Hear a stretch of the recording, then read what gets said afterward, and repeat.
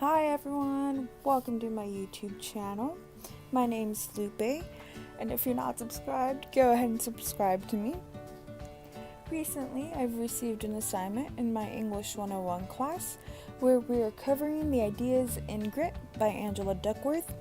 We were assigned to choose anyone who's changed the world and has showed grit in doing so. I chose Steve Jobs.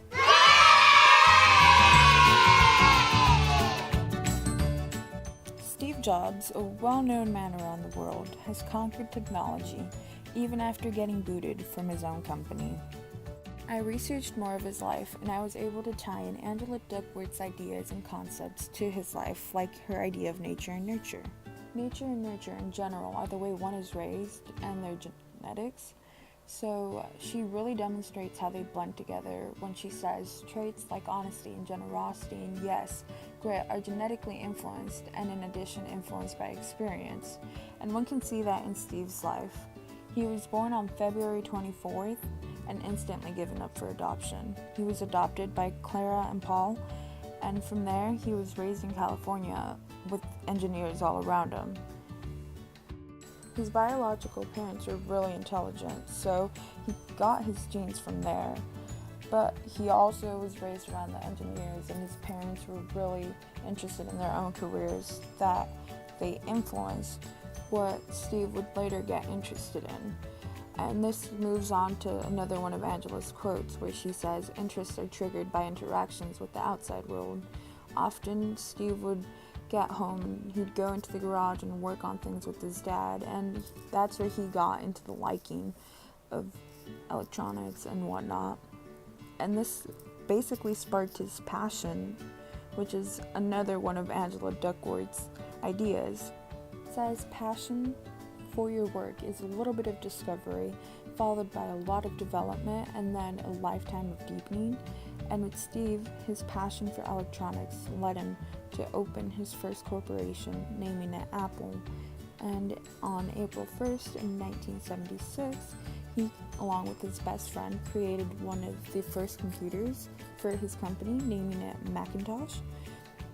Sadly, he didn't agree with some of the future products that they created and was eventually booted out of his company. This did lead him to depression, but after a while, he started traveling the world and eventually kept inventing.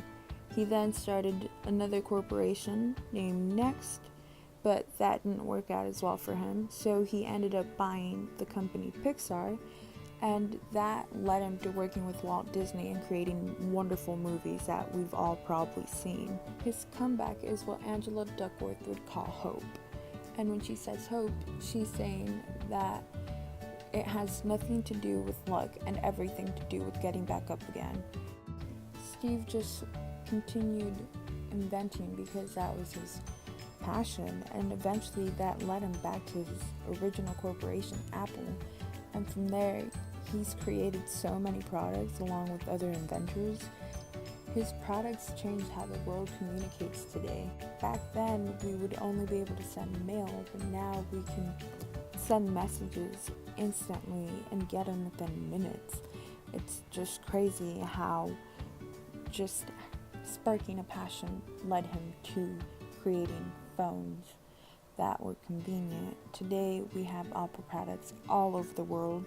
There's at least 88 countries that use them. We have iPhones, iPods, iPads, Macs, iTunes, App Store. There's so much with Apple, and I'm pretty sure at least 15 of us in this classroom have an iPhone or an Apple product with us at the moment. This all came from a person who was given up for adoption from birth and grew and was kicked out from his company. Like, if that doesn't show grit, I don't know what does. From Angela Duckworth's idea, I was able to conclude that he is a gritty person. Thank you so much for watching, and I hope to see you soon. Bye!